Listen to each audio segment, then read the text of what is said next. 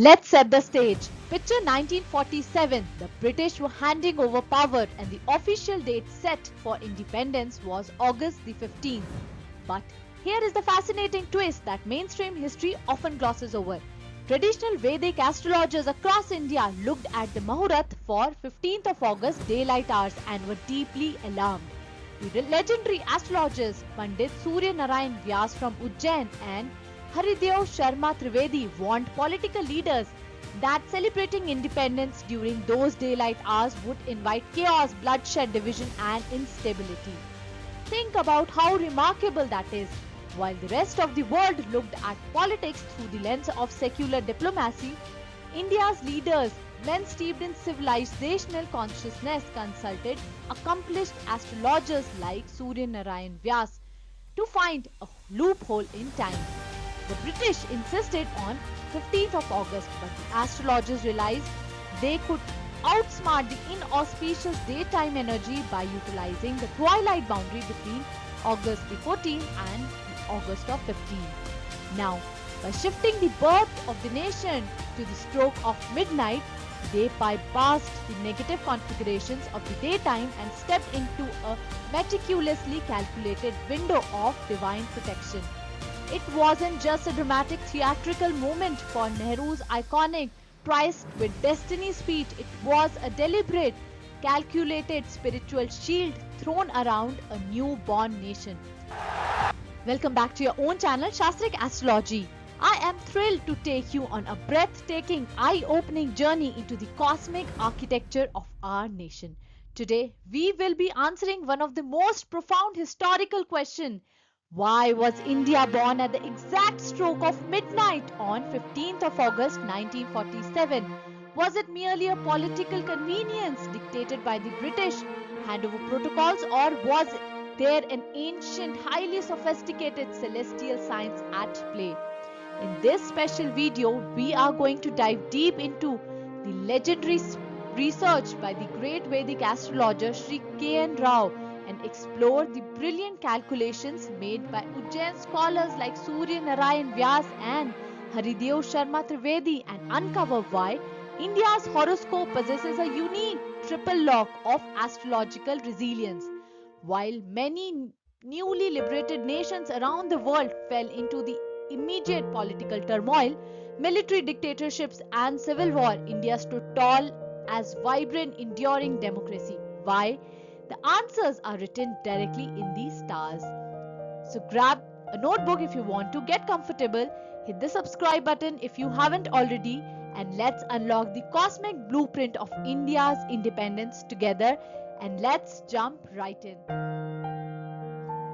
On your screens are the two heroic faces of astrology. Like behind every great historical event, there are unseen minds shaping destiny. In 1947, luminaries like Pandit Surya Narayan Vyas from Ujjain, the legendary center of Indian astronomical timekeeping, and Haridev Sharma Trivedi played a pivotal role. They approached leaders like Dr. Rajendra Prasad with absolute urgency. They argued that if India was born under an afflicted daytime Muhurta, the trauma of partition would permanently cripple the nation's governance. They insisted on finding a window that fulfilled three sacred astrological requirements: a fixed rising sign on the ascendant or the Lagna to guarantee institutional stability, an auspicious nakshatra that favored spiritual and national resilience, and a precise planetary alignment capable of neutralizing hostile foreign forces. The scholars calculated that the exact midpoint between the sunset of August the 14th and sunrise of August the 15th created a divine 48-minute sanctuary known as Abhijeet Muhurta, spanning 24 minutes before and after 12:15 am. Now, by anchoring the birth of independent India right inside this sacred corridor, they gifted the nation an astrological armor that has protected it through wars, economic crises, and political upheavals for nearly 8 decades. Now let's break down this astrological triple lock on the next slide.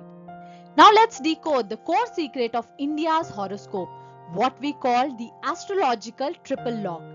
If any one of these three elements had been missing, the trajectory of the nation might have looked entirely different.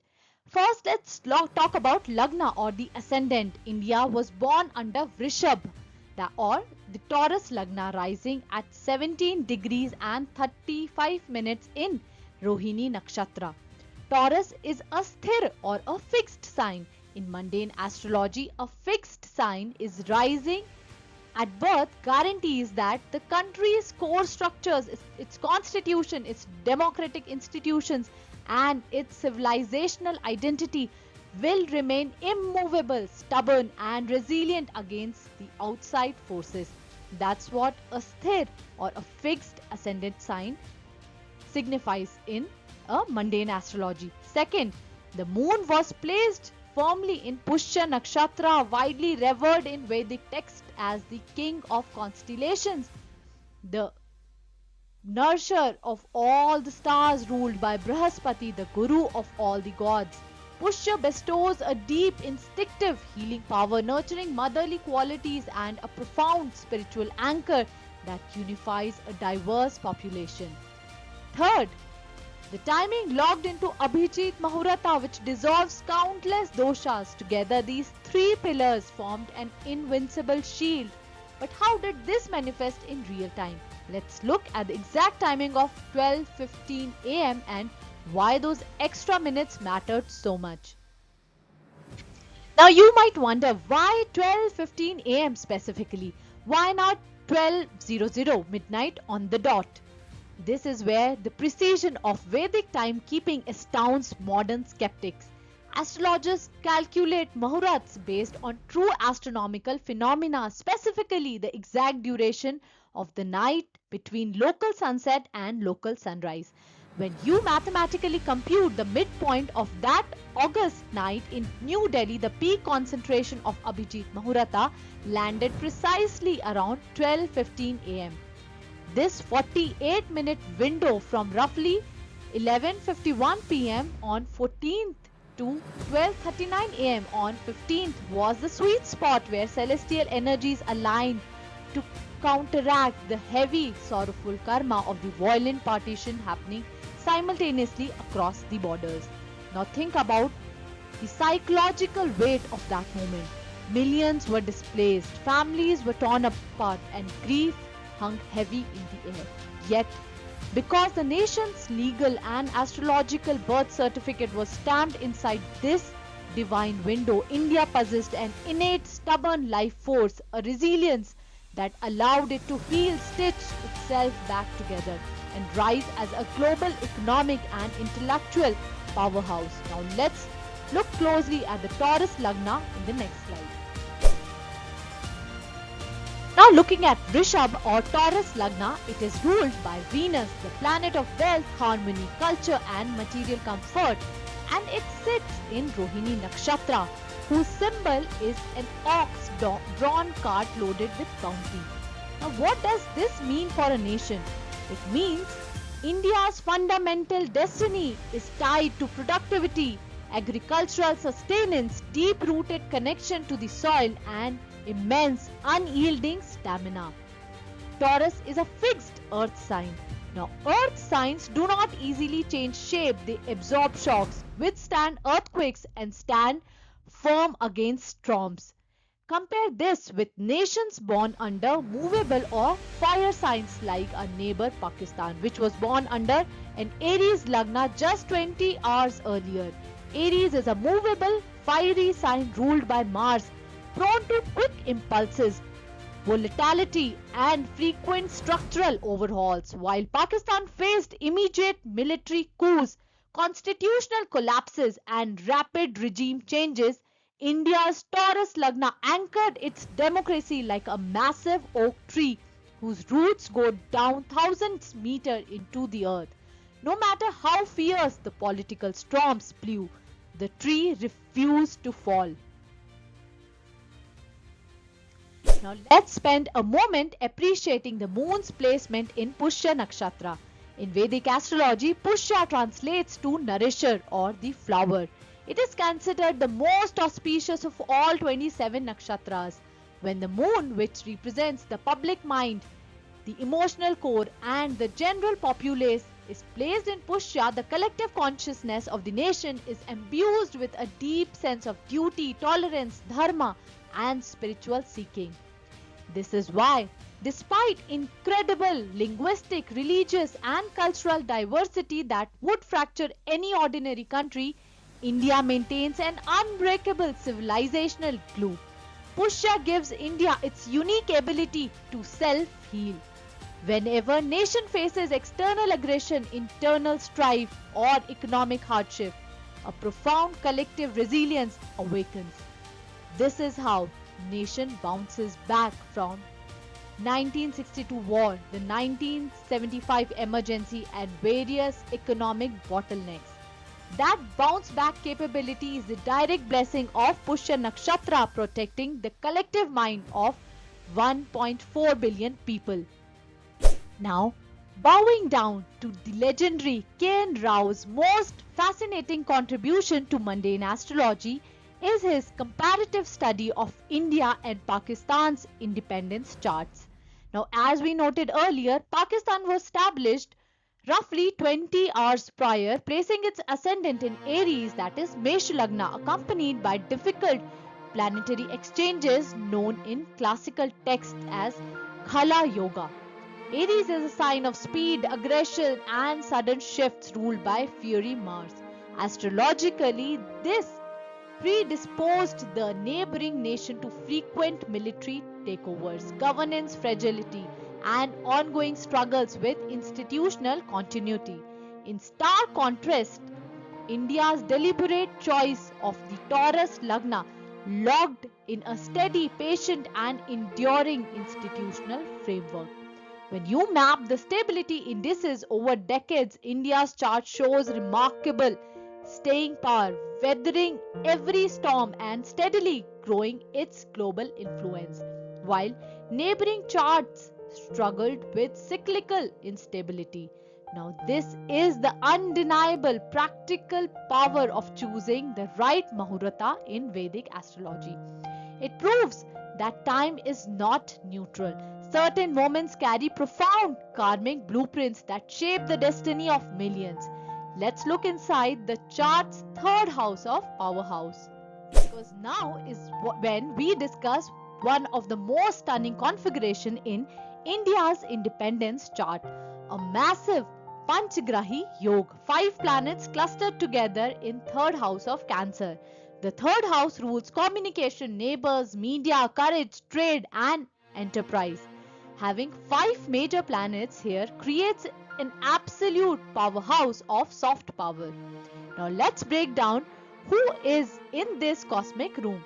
First, the sun and moon give the nation an unbreakable emotional bond with its citizens and a radiant international identity. Second, Mercury, the prince of intellect and coding, positions India as the ultimate global brain trust, driving the worldwide software and technological revolutions. Third, Venus and Saturn sitting together bring a fascinating paradox. Venus brings rich cultural art, cinema and luxury, while Saturn, the Yoga Karaka for Taurus Lagna, demands immense hard work, grassroots, industrial buildings and public perseverance. Now, the research of Shri K.N. Rao also noted that this close Saturn-Venus proximity brings persistent socio-economic challenges, explaining why extreme wealth creation coexists with pockets of poverty. But overall, this third house stellium makes India a global communication and technological giant. Now, let's look at how this unfolds across time through the Vimshodri Dasha periods. Now, all the astrology enthusiasts understand that in Vedic astrology, a chart is only half the story. The other half is the timing of activation through the Vimshodri Dasha system. When India woke to life in 1947, it began its journey right at the tail end of a Saturn Mahadasha. Saturn, as the Yoga Karaka, forced the newborn nation to toil, build massive public sector undertakings, construct IITs and dams, and survive the trials of early wars. Following that came the Mercury and Ketu periods, and then the monumental Venus Mahadasha from 1989 to 2009. Look at what happened during the Venus Dashas. The 1991 economic reforms opened India to the world, unleashing a wave of wealth, entrepreneurial success, and cultural globalization. Then came the Sun and Moon Dashas, focusing on massive infrastructural transformation and national self-assertion on the world stage. And now, my friends, we have entered the Mars Mahadasha. Mars rules the 7th and 12th houses and sits in the 2nd house of wealth and speed. This marks an era of intense technological sovereignty, robust defense preparedness, financial consolidations, and an uncompromising assertive global posture. India is stepping into its warrior sage archetype. Let's look at K.N. Rao's final warnings and insight through his research. Now, as we come close to the end of today's deep astrological exploration, let's honor the nuanced wisdom of the great legendary astrologer Sri K.N. Rao. He never painted a sugar-coated picture. He looked at the chart with absolute astrological honesty. He pointed out two critical warning notes. First, Rahu sitting right in the 1st house, Lagna, giving India an insatiable, restless drive towards modernization, technological disruptions, and digital transformation. It also creates a reoccurring internal illusions, bureaucratic red tapes, and societal polarization. Second, Ketu sitting in the 7th house, Scorpio sign, indicates that India will always face complex, hidden, and aggressive maneuvers from neighboring countries, requiring eternal vigilance at our borders. Yet, despite these karmic hurdles, the overarching blueprint is one of the divine triumph. The choice of midnight, the blessings of Pushya Nakshatra, and the steadfast foundation of Taurus Lagna, and the unstoppable energy of the current Mars Mahadasha all point to the one undeniable truth, which is India is not just a geographical territory. It is an eternal civilizational soul fulfilling a cosmic mandate. So if you liked today's discussion into mundane astrology, make sure you hit the like button, share this video with fellow astrology enthusiasts, your friends and family, and subscribe to Shastrik Astrology for more interesting cosmic analysis. Thank you.